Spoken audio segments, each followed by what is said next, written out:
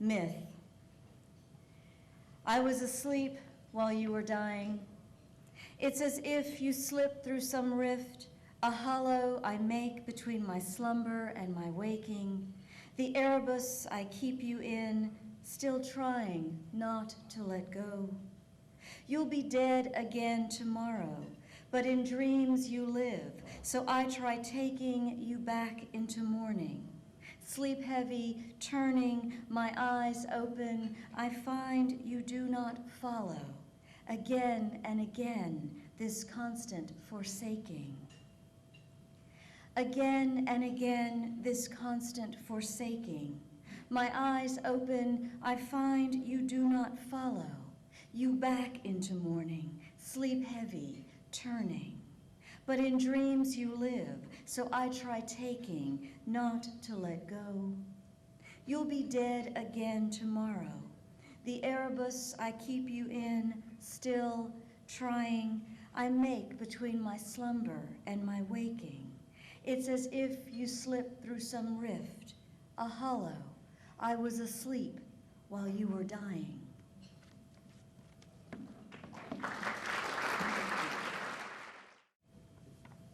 This one is called Elegy for my father. I think by now the river must be thick with salmon. Late August, I imagine it as it was that morning. Drizzle needling the surface, mist at the banks like a net settling around us, everything damp and shining. That morning, awkward and heavy in our hip waders, we stalked into the current and found our places, you upstream a few yards and out far deeper. You must remember how the river seeped in over your boots and you grew heavier with that defeat. All day I kept turning to watch you, how first you mimed our guide's casting, then cast your invisible line, slicing the sky between us. And later, rod in hand, how you tried again and again to find that perfect arc, flight of an insect skimming the river's surface. Perhaps you recall I cast my line and reeled in 2 small trout we could not keep. Because I had to release them, I confess, I thought about the past, working the hooks loose, the fish writhing in my hands, each one slipping away before I could let go. I can tell you now that I tried to take it all in, record it for an elegy I'd write one day when the time came. Your daughter, I was that ruthless. What does it matter if I tell you I learned to be? You kept casting your line, and when it did not come back empty, it was tangled with mine. Some nights, dreaming, I step again into the small boat that carried us out and watch the bank receding, my back to where I know we are headed.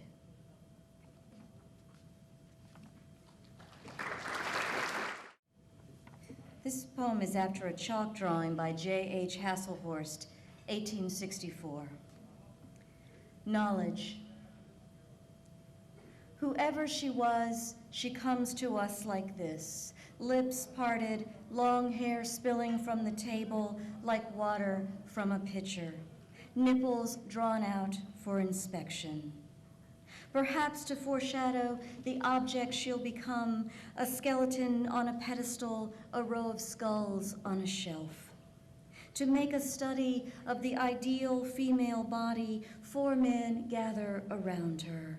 She is young and beautiful and drowned, a Venus de Medici risen from the sea, sleeping. As if we could mistake this work for sacrilege, the artist entombs her body in a pyramid of light, a temple of science over which the anatomist presides.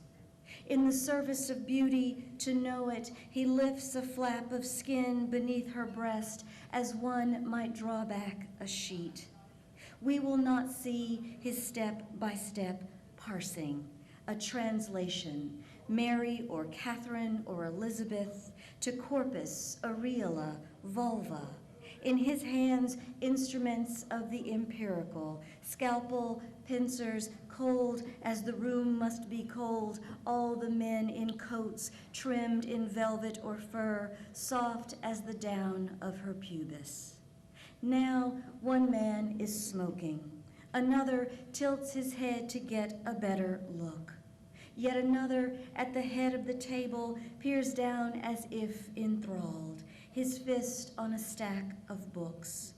In the drawing, this is only the first cut, a delicate wounding, and yet how easily the anatomist's blade opens a place in me, like a curtain drawn upon a room in which each learned man is my father.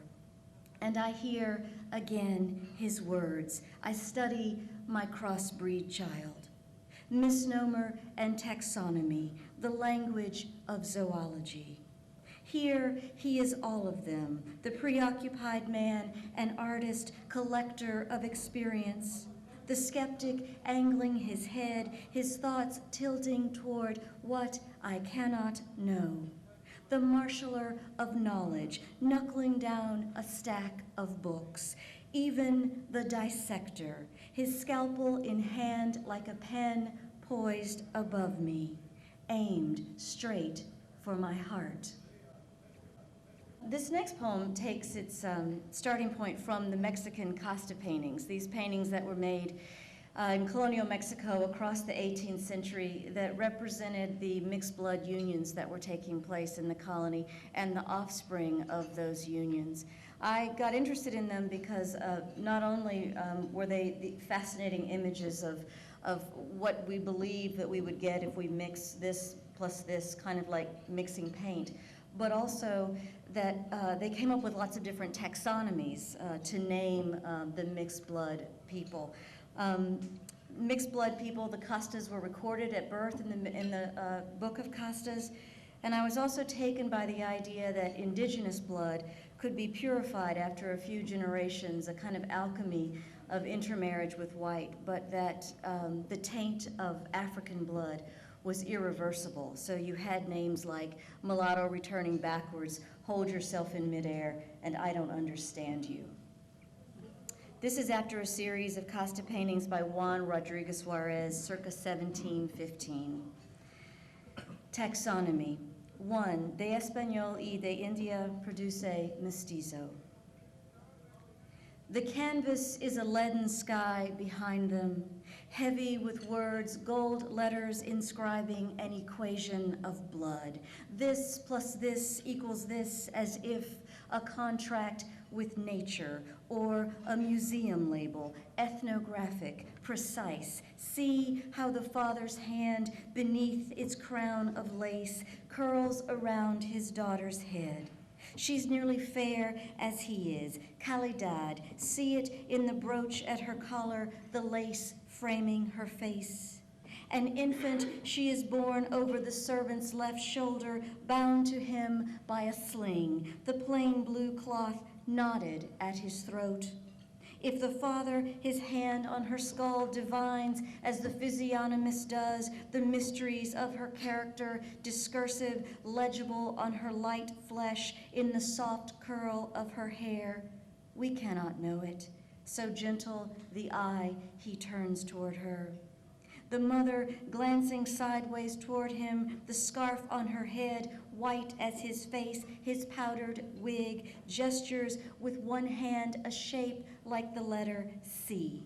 See, she seems to say, what we have made. The servant, still a child, cranes his neck, turns his face up toward all of them. He is dark as history, origin of the word native, the weight of blood, a pale mistress on his back, heavier every year. 2. De Español y Negra produce mulatto. Still, the centuries have not dulled the sullenness of the child's expression. If there is light inside him, it does not shine through the paint that holds his face in profile, his domed forehead, eyes nearly closed beneath a heavy brow. Though inside, the boy's father stands in his cloak and hat. It's as if he's just come in, or that he's leaving. We see him transient, rolling a cigarette, myopic, his eyelids drawn against the child passing before him. At the stove, the boy's mother contorts, watchful, her neck twisting on its spine, red beads yoked at her throat like a necklace of blood, her face so black she nearly disappears into the canvas, the dark wall upon which we see the words that name them. What should we make of any of this?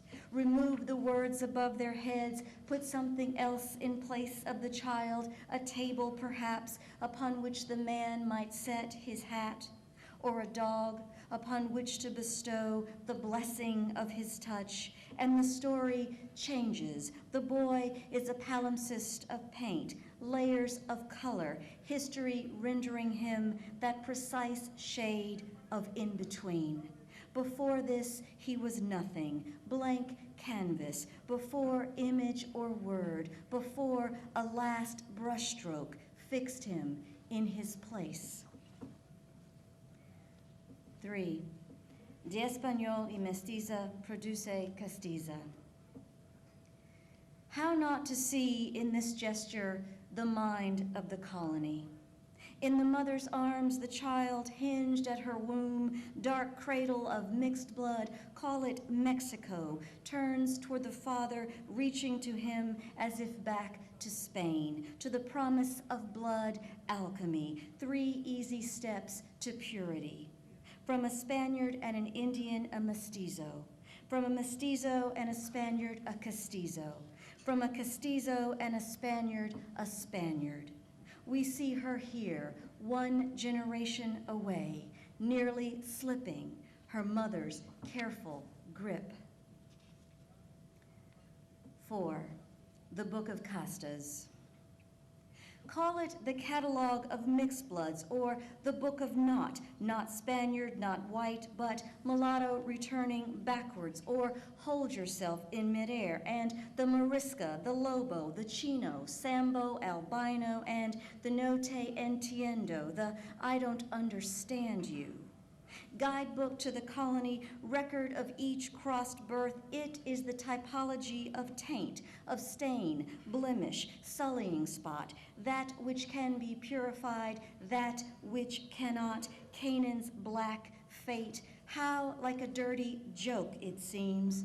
What do you call that space between the dark geographies of sex? Call it the taint, as in it taint one and it taint the other. Illicit and yet naming still what is between. Between her parents, the child, mulatto, returning backwards, cannot slip their hold. The triptych their bodies make, in paint, in blood, her name, written down in the book of castas, all her kind, in thrall to a word.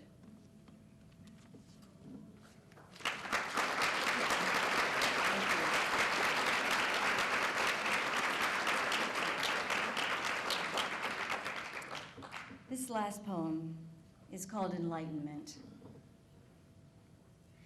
In the portrait of Jefferson that hangs at Monticello, he is rendered two-toned, his forehead white with illumination, a lit bulb, the rest of his face in shadow, darkened as if the artist meant to contrast his bright knowledge, its dark subtext.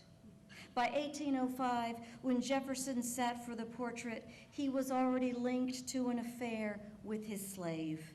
Against a backdrop, blue and ethereal, a wash of paint that seems to hold him in relief, Jefferson gazes out across the centuries, his lips fixed as if he's just uttered some final word. The first time I saw the painting, I listened as my father explained the contradictions, how Jefferson hated slavery, though out of necessity, my father said, had to own slaves, that his moral philosophy meant he could not have fathered those children, would have been impossible, my father said.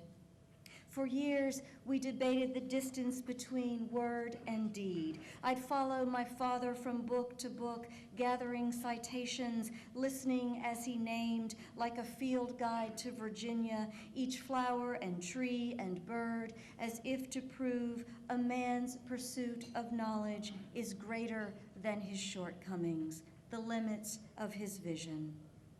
I did not know then the dark subtext of our story, that my father could imagine Jefferson's words made flesh in my flesh, the improvement of the blacks in body and mind in the first instance of their mixture with the whites, or that my father could believe he'd made me better. When I think of this now, I see how the past holds us captive, its beautiful ruin etched on the mind's eye. My young father, a rough outline of the old man he's become, needing to show me the better measure of his heart, an equation writ large at Monticello. That was years ago. Now we take in how much has changed. Talk of Sally Hemings, someone asking, how white was she? Parsing the fractions as if to name what made her worthy of Jefferson's attentions, a near-white quadroon mistress, not a plain black slave. Imagine stepping back into the past, our guide tells us then, and I can't resist whispering to my father, this is where we split up. I'll head around to the back. When he laughs, I know he's grateful I've made a joke of it, this history that links us, white father, black daughter, even as it renders us other to each other. Thank you.